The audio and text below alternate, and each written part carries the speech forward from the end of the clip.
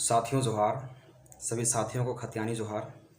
आइए हम बात करते हैं झारखंड कर्मचारी चयन आयोग के द्वारा अभी निकाली गई नई बहाली के बारे में। साथियों, आप कमर कस के तैयार हो जाओ।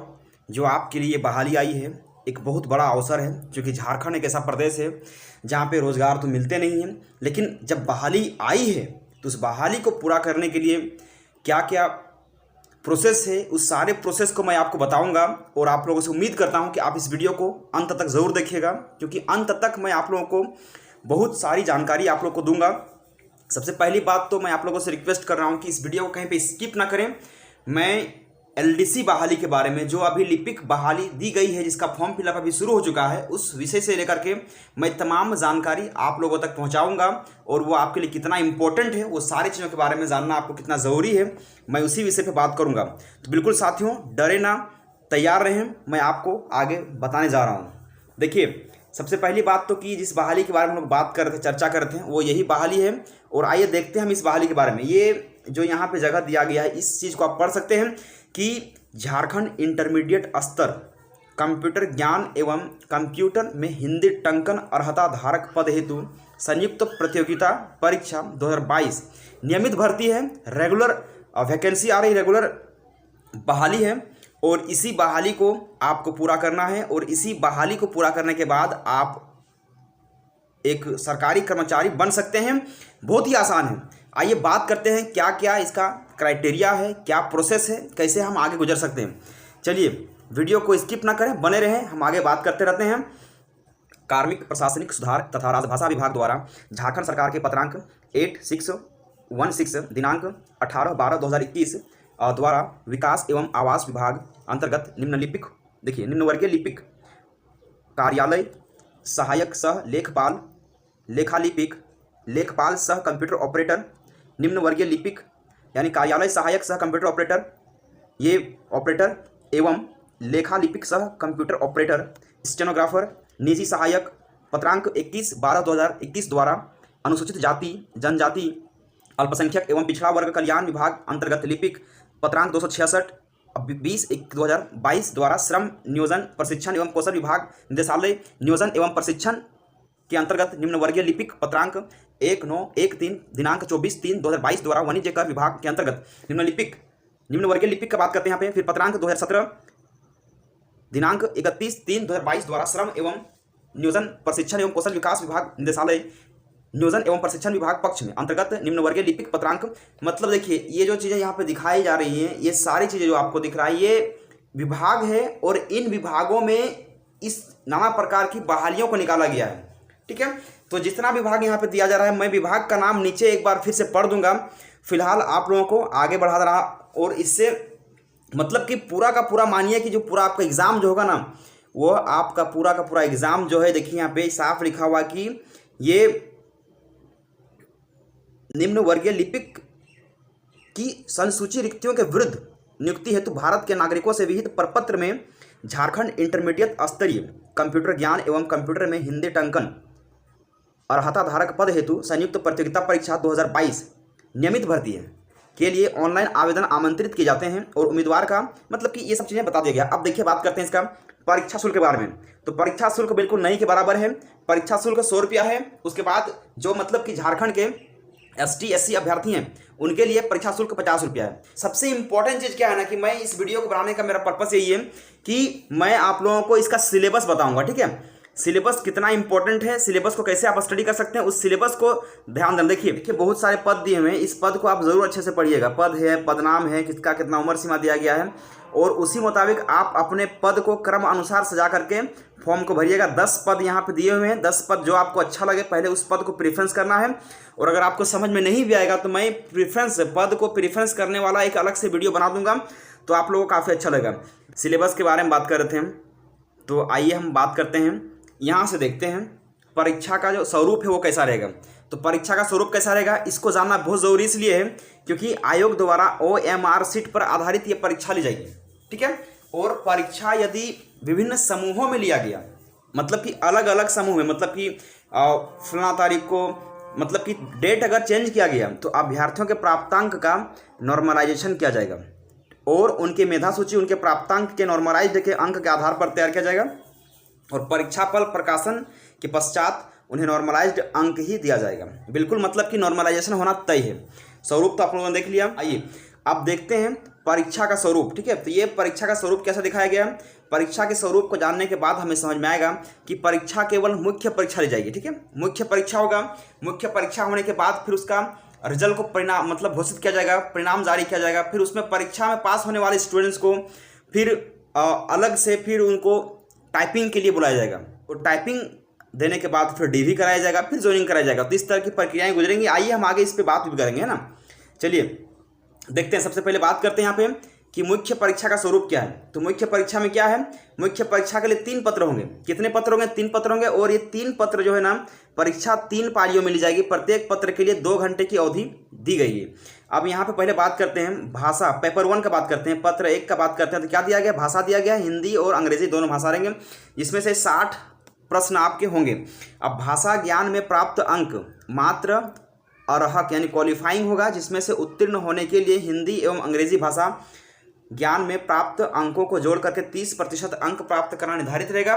और इस पत्र में प्राप्तांक मेधा निर्धारण के लिए नहीं जोड़ा जाएगा। देखिए, मतलब कि इससे ना जो ये पेपर है, ये इससे मेरा मेरिट नहीं बनेगा। इससे केवल आपका क्वालिफाइंग नेचर का पेपर है और केवल आपको क्वालिफाई करना है इसमें।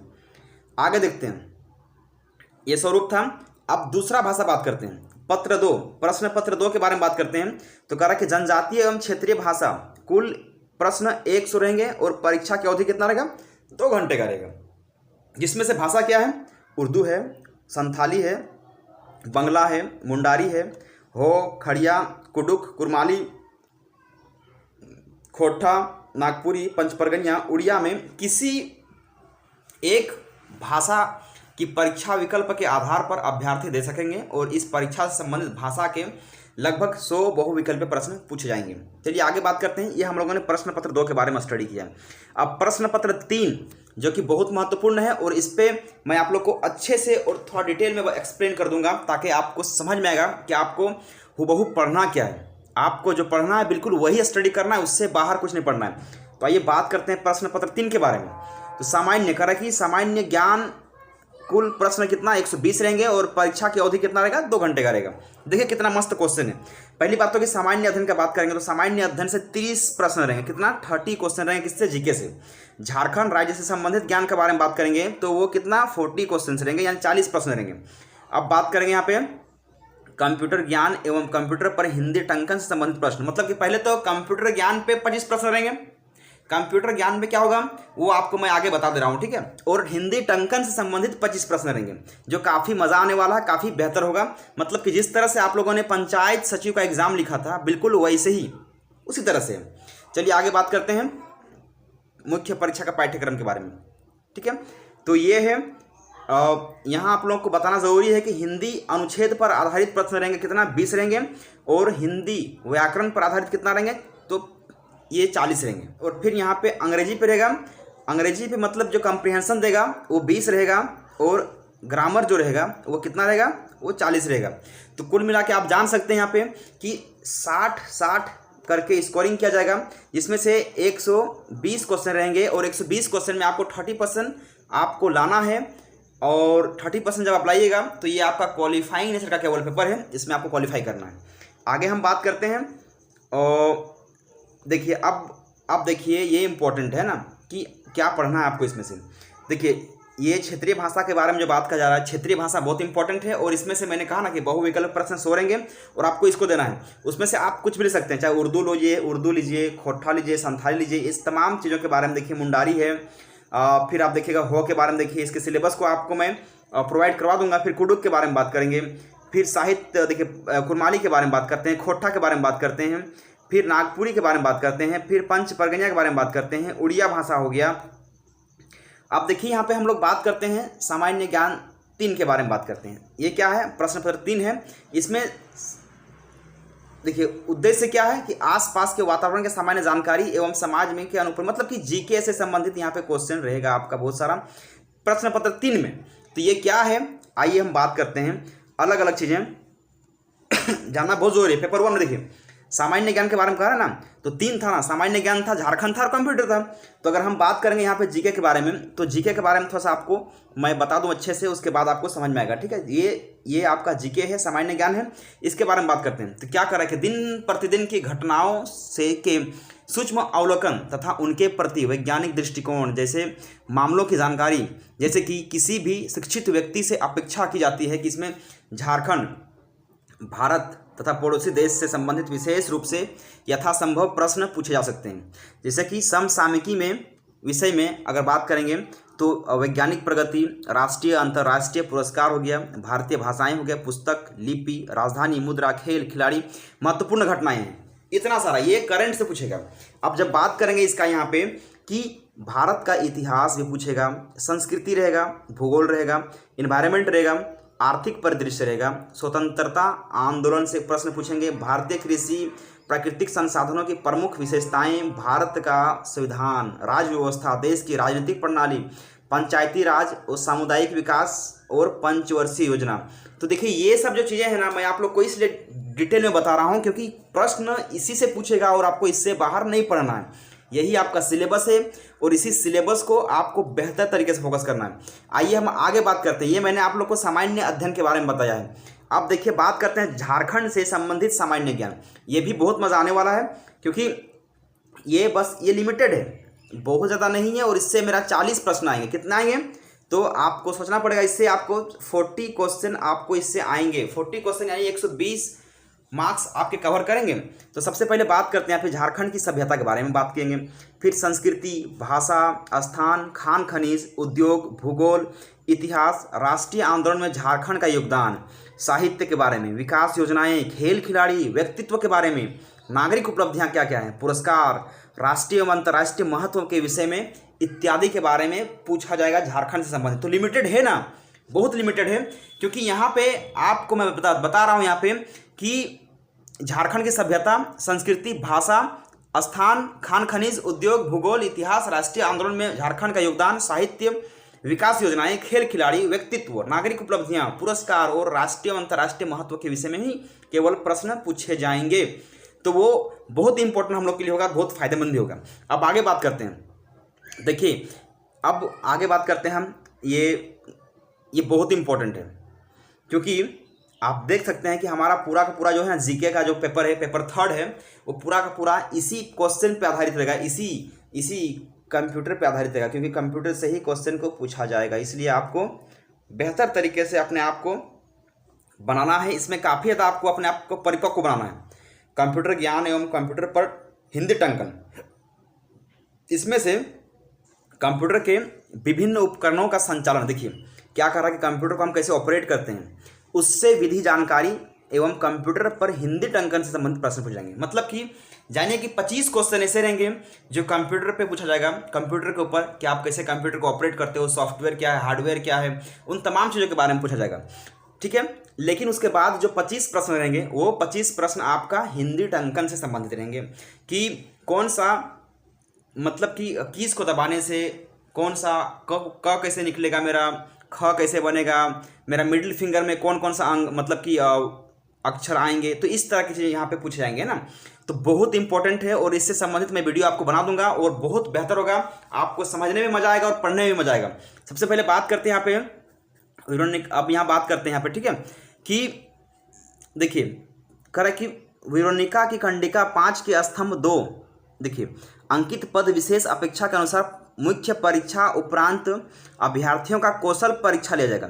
देखिए क्यों, क्योंकि मुख्य परीक्षा के बाद ना फिर आपका कौशल परीक्षा लिया जाएगा और अपेक्षा अनुसार अभ्यर्थियों की टंकन परीक्षा तथा आशुलेखन टंकन की परीक्षा ली जाएगी और इसमें उत्तीर्णता के मानक जो है निम्नवत रहेंगे। मतलब कि जो 25 प्रश्न कंप्यूटर से आपको पूछे जाएंगे ना, वो आपको टाइपिंग के टाइम, जिस समय आपका मुख्य परीक्षा के बाद जब टाइपिंग के लिए बुलाया जाएगा तो उस समय भी आपको वो काम देने वाला है। और इसीलिए आप शुरू से ही अगर आप टाइपिंग को फोकस करिएगा तो ऐसे ही आपके 25 प्रश्न वहाँ बन जा रहे हैं। और जब टाइपिंग करिएगा तो जाहिर सी बात है कि आप कंप्यूटर भी छूइएगा तो वहाँ से आपका हार्डवेयर सॉफ्टवेयर जो भी चीज़ें सामने आ रही हैं, मतलब कि एक सामान्य कंप्यूटर उपकरण को चलाने के लिए, संचालन करने के लिए, जो ऑपरेट करने के लिए जितनी भी जानकारी चाहिए वो आपको वहाँ से मिल सकती है। तो ये बेहतर होगा आपके लिए। आइए अब बात करते हैं टंकन जांच कैसे होगा। ये इंपॉर्टेंट है।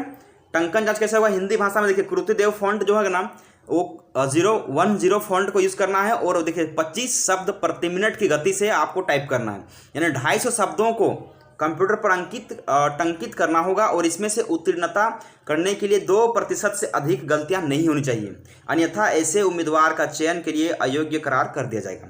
एक चीज़ हो गया। दूसरा बात करेंगे कि आंसू लेखन एवं टंकन जांच के बारे में बात करते हैं, ठीक है। तो कह रहा है आंसू लेखन एवं टंकन जांच कर की जांच उत्तीर्णता प्राप्त करने के लिए अनारक्षित आर्थिक रूप से कमजोर वर्ग, अगर मान लेते हैं कि यहाँ पे BC1 BC2 का बात करेंगे, फिर उसके बाद ST SC का बात करेंगे, अनुसूची, देखिए तो सबके लिए अलग अलग क्राइटेरिया दिया गया है फिलहाल। और एक चीज़ बता रहा हूँ जो बहुत इंपॉर्टेंट है, ये 19 नंबर कंडिका 19 को आप पढ़िएगा कि मुख्य परीक्षा के आधार पर मेधा सूची का निर्माण होगा। आयोग द्वारा मुख्य परीक्षा के उपरांत विवरणिका की कंडिका यानी देखिए 17.3 में टिप्पणी के अधीन प्रश्न 2 एवं 3 के विषय में प्राप्तांक यानी नॉर्मलाइज प्राप्तांक के योगफल के आधार पर सामान्य यानी कॉमन मेरिट लिस्ट तैयार किया जाएगा और कौशल जांच परीक्षण हेतु अल्प सूचीबद्ध किया जाएगा। कौशल जांच परीक्षा का सफल अभ्यर्थियों के मेधा सूची विकल्प में मेरिट कम ऑप्शन के आधार पर मतलब कि कोटिवार रिक्त पदों की संख्या के अनुसार अभ्यर्थियों का चयन किया जाएगा। तो देखिए ये हो गया, इक्वल मार्क्स दिया जाएगा, मतलब कि देखिए जन्म के आधार पर पहले इक्वल मार्क्स किया जाएगा, ठीक है। फिर मतलब कि बहुत सारे हैं। अब थोड़ा सा 1 मिनट आप लोग देख लीजिएगा, इसका तो उम्र सीमा कितना है आप तो को पता ही है, मतलब कि इसमें बहुत सारा छूट दिया गया है। अब एक चीज़ जो बताना ज़रूरी है यहाँ पे कि आरक्षण का क्या स्वरूप रहेगा उसके बारे में मैं आप लोग को बताऊंगा, क्योंकि आरक्षण को लेकर के हमेशा विवादों में फंसता है ये चीज़, और मैं आरक्षण के उसी स्वरूप को आपको अच्छे से समझाने का प्रयास कर रहा हूँ। देखिए कह रहा है कि मेधा के आधार पर अनारक्षित पद के लिए तैयार मेधा सूची में समान मापदंड पर आरक्षित वर्ग के अभ्यर्थी के आने की स्थिति में उक्त अभ्यर्थी की गणना जो है अनारक्षित वर्ग के अनुमान्य पदों के विरुद्ध की जाएगी। उनके नाम के सामने उनका आरक्षण वर्ग भी वही होगा और इस संबंध में राज्य सरकार के प्राप्त अद्यतन निर्देशों का पालन किया जाएगा। देखिए मतलब कह रहा है कि साफ तौर पे कि आरक्षण जो है ना, अगर किसी भी आरक्षित वर्ग के अभ्यर्थी हैं और अगर उनका अंक किसी सामान्य अभ्यर्थी के बराबर आता है तो उसे सामान्य कोटि में ही रखा जाएगा, लेकिन आरक्षण वर्ग का नाम उसमें जोड़ दिया जाएगा। उम्मीद करता हूं कि आप लोगों को ये चीज़ समझ में आया होगा, वीडियो समझ में आई होगी। और आगे चलिए बात करते हैं। अब वीडियो काफ़ी लंबी हो चुकी है, लंबी है लेकिन जानकारी परक वीडियो है, इसलिए मैं आप लोगों से अपील करता हूँ कि वीडियो को ज़रूर देखें और वीडियो को शेयर करें, लाइक करें, सब्सक्राइब करें। आप लोगों का बहुत बहुत धन्यवाद, शुक्रिया। जय हिंद। छात्र एकता जिंदाबाद, छात्र एकता जिंदाबाद। शुक्रिया साथियों।